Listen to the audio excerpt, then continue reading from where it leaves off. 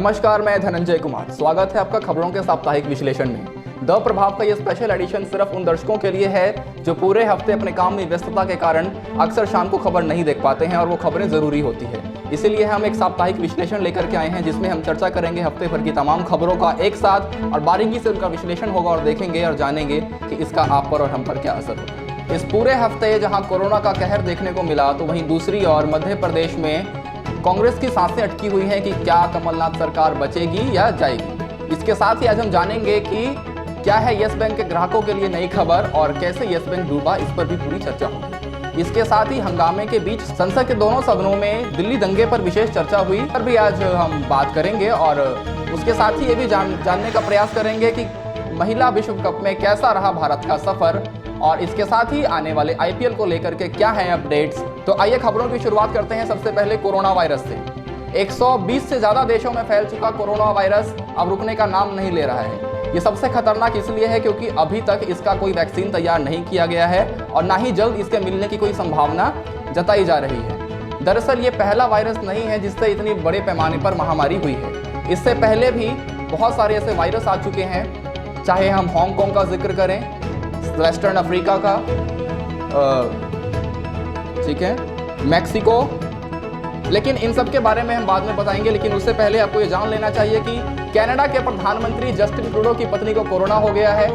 America ने corona से लड़ने के लिए $8.3 बिलियन की रकम रिलीज की है। ये अपने आप में एक बहुत बड़ी रकम है और चाइना में 3,176 लोग इससे अभी तक मर चुके हैं। इटली में 1,016 लोगों की इससे मौत हुई है। ईरान में 514 लोग इससे अपनी जान गंवा चुके हैं। इसके साथ ही भारत में इसका क्या असर है, इसको हम इससे समझ सकते हैं कि 12 सालों में पहली बार शेयर बाजार को 45 मिनट तक ठप करना पड़ा सिर्फ कोरोना की वजह से। भारत में अब तक इसको लेकर के 2 मौतें हुई हैं, एक कर्नाटक में और दूसरा दिल्ली में। ये दोनों ही विदेश से आए थे। कर्नाटक में जिसकी मौत हुई है वो सऊदी अरेबिया से घूम करके आया था। वो 76 साल का एक बुजुर्ग था। इसके साथ ही जो दिल्ली में मौत हुई है वो एक महिला की हुई है जो जनकपुरी में रहती थी। उनके बेटे अभी सऊदी अरेबिया से घूम करके आए। इसके साथ ही वो कई और देशों की यात्रा करके आए। लेकिन भारत में अभी 90 से ज़्यादा लोग कोरोना से अफेक्टेड हैं और कुछ लोग इसमें से ठीक करा करके अपने घर भी जा चुके हैं। लेकिन भारत में अभी तक 6 लाख से ज़्यादा लोगों की टेस्टिंग की गई है। अभी तक भारत में ये चिंता का विषय इसलिए है क्योंकि भारत की आबादी को देखते हुए यदि कोरोना का कहर जैसा कि पश्चिमी देशों में फैल रहा है वैसा अगर भारत में हो गया तो इसको रोक पाना असंभव हो जाएगा, क्योंकि भारत दुनिया का दूसरा सबसे ज़्यादा आबादी वाला देश है। आपको इससे भी समझना चाहिए कि भारत में कोरोना की वजह से किस तरीके के नुकसान हो रहे हैं। दरअसल ये एक ऐसा नुकसान है जो सामने से दिखाई नहीं दे रहा। इससे अर्थव्यवस्था चौपट हो रही है, रोजगार ठप हो रहा है और एक ऐसा क्षेत्र जिसके बारे में ना मैंने सोचा था ना आपने सोचा था, वो है बाबाओं का क्षेत्र। सही सुना आपने। बहुत सारे धार्मिक कार्यक्रम, सत्संग, प्रवचन और धार्मिक भंडारे कोरोना की वजह से कैंसिल हो रहे हैं। बड़े बड़े धन्ना सेठ जो आश्रमों में जाकर के आशीर्वाद लेते थे, घंटों सत्संग में बिताते थे, ऐसे प्रोग्राम भी बंद हो रहे हैं क्योंकि दिल्ली सरकार ने आदेश दिया है कि कहीं भी 2 घंटे 200 लोगों से ज़्यादा लोग जमा नहीं होंगे, इसी वजह से। इसके अलावा एहतियात के तौर पर सारे वाटर पार्क्स को, सिनेमा हॉल्स को, स्कूल कॉलेज को बंद कर दिया गया है और पूरे देश में एक आपदा घोषित कर दिया गया है कोरोना को। इसके साथ ही वर्ल्ड हेल्थ ऑर्गेनाइजेशन ने भी इसे महामारी घोषित कर दी है। इसके अलावा भारत में खेलों पर भी इसका पूरा असर देखने को मिल रहा है। आईपीएल जो 29 मार्च से स्टार्ट होना था उसकी डेट्स को बढ़ा करके आगे 15 अप्रैल कर दिया गया है और इतना ही नहीं, 15 अप्रैल से भी आईपीएल स्टार्ट हो जाएगा, इसकी भी संभावनाएं कम हैं। तो आईपीएल के बारे में हम बाद में फिर जब चर्चा करेंगे, लेकिन उससे पहले ये जानते हैं कि इससे वैश्विक अर्थव्यवस्था को क्या नुकसान हो रहा है। कोरोना वायरस से विश्व की अर्थव्यवस्था को करीब 10 खरब का अभी तक नुकसान हो चुका है। इसको अगर हम रुपयों में देखें तो 74 लाख करोड़ रुपए का नुकसान। अकेले चीन को 50 अरब डॉलर का नुकसान हो चुका, जो 3.7 लाख करोड़ रुपए है। ये नींबू मिर्ची और झाड़ फूंक से ठीक होने वाली बीमारी नहीं है। यदि ऐसा होता तो यकीन मानिए भारत कम से कम इस मामले में तो विश्व गुरु बन सकता था। खैर, वायरस सिर्फ कोरोना ही नहीं है। एक और वायरस है जो भारत में बहुत फेमस है, वो है पॉलिटिकल वायरस। वो वायरस कब किस दल में शिफ्ट हो जाए पता नहीं चलता, और वो है दल बदलू वायरस। ये आज ही नहीं, बहुत टाइम से भारतीय राजनीति में है, लेकिन अब ये वायरस इतना खतरनाक हो गया है कि जनता की चुनी हुई सरकारों को गिराने का दम रखता है। ऐसा ही मध्य प्रदेश में, जहां कमलनाथ की सरकार कब गिर जाए पता नहीं, और इसके साथ ही लोगों का भरोसा टूटेगा जिन्होंने कांग्रेस की सरकार को वोट देकर के प्रदेश में सबसे बड़ी पार्टी का दर्जा दिया था और सरकार बनाने के लिए पहली पसंद कांग्रेस थी। तो मध्य प्रदेश के हाल पर बात करने के लिए हमारे साथ है हमारे रिपोर्टर मनोज सिंह थायड़। चलिए देखते हैं उनकी रिपोर्ट। भारतीय राजनीति में राज्यसभा के टिकटों के बंटवारे की जब बात आती है तब हावी होती दिखाई देती है दल बदल की राजनीति। जी हाँ, एक और तो सत्ताधीशों ने कह दिया था कि हम इस बार होली नहीं खेलेंगे, लेकिन ये बताना भूल गए थे कि हम राजनीतिक होली जरूर खेलेंगे। एक और तो जहां कोरोना वायरस का प्रभाव हो रहा था, तो मध्य प्रदेश की राजनीति में सत्ता का जो वायरस था बहुत तेजी से फैलता हुआ नजर आया। सत्ता का जो वायरस था बहुत तेजी से फैलता हुआ नजर आया। बदल की जो राजनीति हो रही है उसकी बात आज आपसे करेंगे। हम शुरू करेंगे 9 तारीख को इंडिगो का जो प्लेन दिल्ली में लैंड करता है और उसके ठीक दूसरे दिन सुबह ज्योतिरादित्य सिंधिया एक काली गाड़ी से इस देश के सबसे बड़े चाणक्य यानी अमित शाह के घर जाते हैं। कुछ देर के पश्चात ही वो उससे भी बड़ी गाड़ी, एक वाइट सफ़ेद कलर की गाड़ी में बाहर निकलते हैं और वह गाड़ी जाती है लोक कल्याण मार्ग की ओर, जहां पर प्रधानमंत्री आवास है। और उसके बाद जो चर्चाएं होती है कि सबसे बड़े सत्ताधीशों के बीच में कुछ ऐसी बातचीत होती है कि ज्योतिरादित्य सिंधिया कुछ ही समय बाद कांग्रेस की 18 वर्ष के बाद कांग्रेस से इस्तीफा देने की बात करते हैं। वहीं दूसरी ओर भोपाल से भी 22 जो विधायक थे ज्योतिरादित्य सिंधिया के जो समर्थन में थे वो भी अपना इस्तीफा दे देते हैं। अब यहाँ पर समझने की आवश्यकता यह है कि मध्य प्रदेश में विधानसभा की कुल 230 सीटें हैं। 2 विधायकों के मर जाने के कारण 228 सीट बढ़ती है। अगर 22 विधायक चलते रहा, अब देखना होगा कि 16 मार्च को जब फ्लोर टेस्ट होगा, क्या कमलनाथ की सरकार बसती, कमलनाथ की सरकार विधानसभा से निरस्त होती है या फिर कुछ और जो भी बदलाव होंगे वो देखने को मिलेगा। दी प्रभाव के लिए कैमरामैन विकास के साथ मनोज थायड़, दिल्ली। इसी सियासी घमासान के बीच अगली खबर यस बैंक से जुड़ी हुई।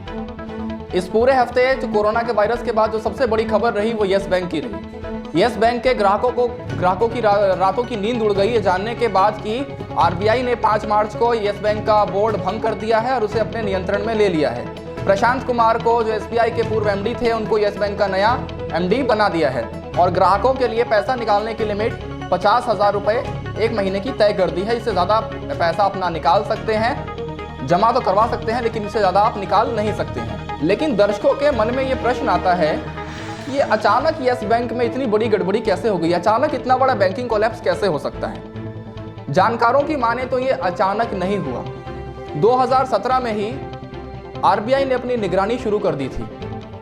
2018 आते आते उसका लोन और बढ़ गया, 2019 आते आते और बढ़ गया। ये सब हम आपको सिलसिलेवार तरीके से बताएंगे और पूरी कहानी समझाएंगे। जून 2019 से खुद निर्मला सीतारमण यस बैंक पर नजर बनाए हुए थी। इसके बावजूद यस बैंक में कोलैप्स हो गया और ग्राहकों के पैसे अटक गए। अब यस बैंक की इस गड़बड़ी में सबसे बड़ा हाथ उनके संस्थापक राणा कपूर का ही माना जा रहा है। 2004 में यस बैंक की स्थापना राणा कपूर ने की थी। पिछले साल सितंबर में यस बैंक के राणा कपूर अपने यस बैंक के सभी शेयर बेच करके और निकल गए। यस बैंक में अपनी सारी हिस्सेदारी उन्होंने बेच दी। ये प्रश्न तो उस टाइम पे भी उठा कि यस बैंक का इतना बड़ा प्रमोटर अपने शेयर बेच करके बैंक से किनारा क्यों कर रहा है, लेकिन उस टाइम शायद समझने में बहुत जल्दबाजी करते कि यस बैंक पे इतना बड़ा कोलैप्स होने जा रहा है, इसलिए उस टाइम पे प्रश्न दब गए।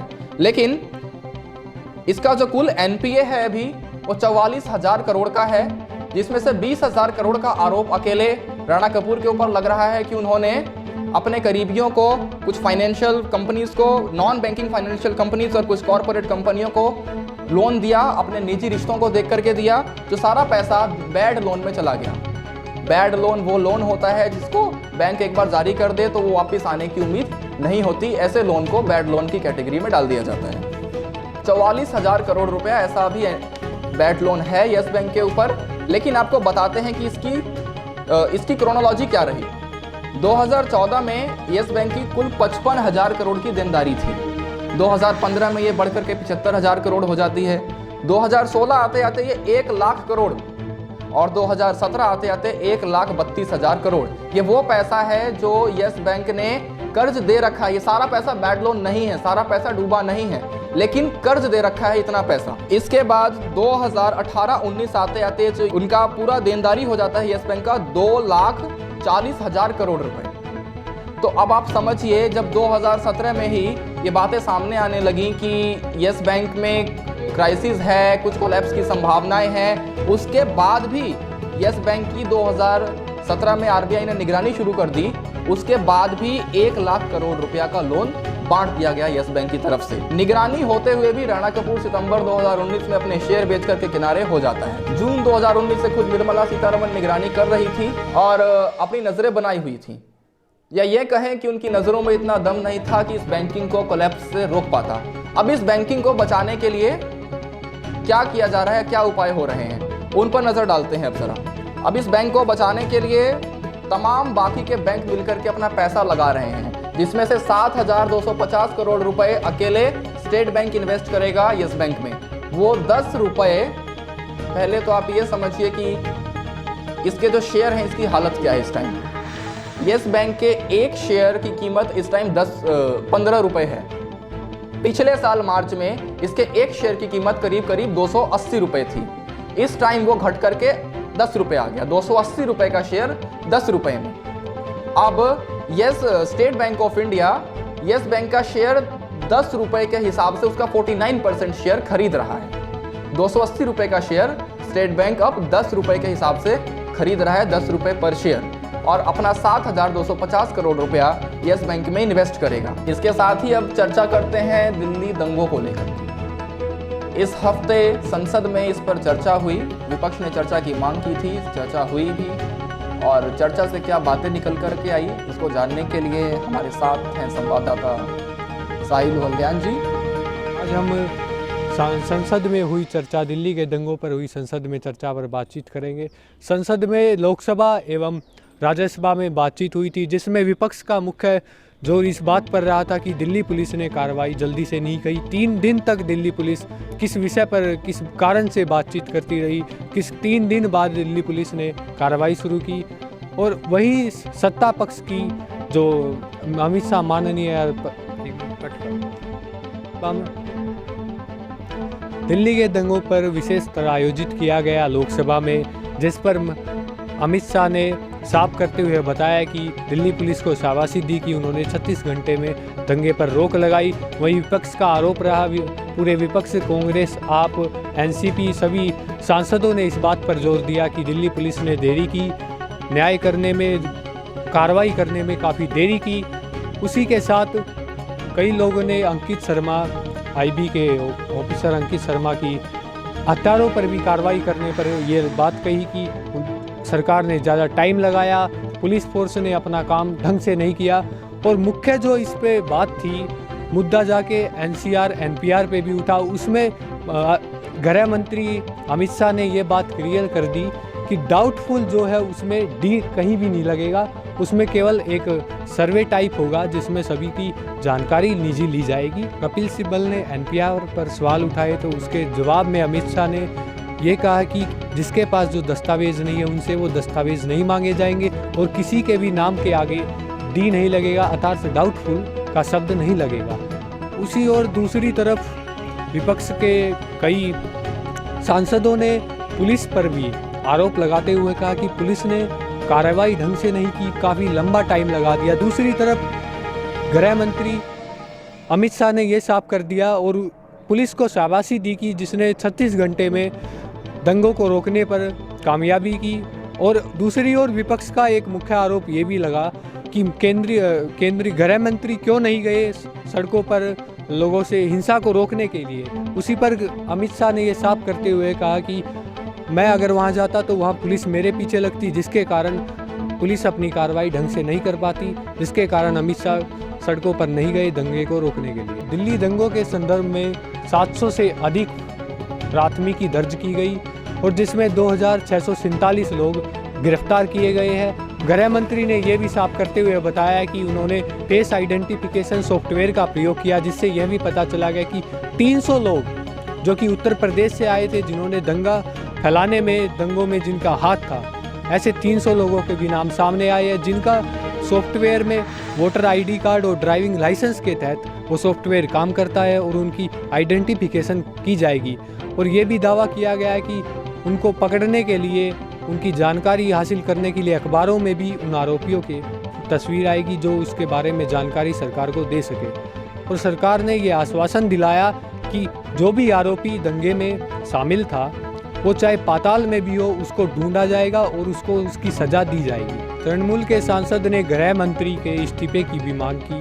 वहीं विपक्ष के एनसीपी के सांसद ने कहा कि जो उनकी आईबी अफसर अंकित शर्मा की जो बेटी है, क्या वो उनकी आंख में आंख डालकर माननीय प्रधानमंत्री उनको जवाब दे सके? क्या अपनी गलती को मान पाएंगे कि कहीं ना कहीं उनमें कमी रह गई थी जो दिल्ली दंगों को नहीं रोक पाए? दा प्रभाव, कैमरामैन विकास त्रिपाठी के साथ मैं साहिल ओलान, नई दिल्ली।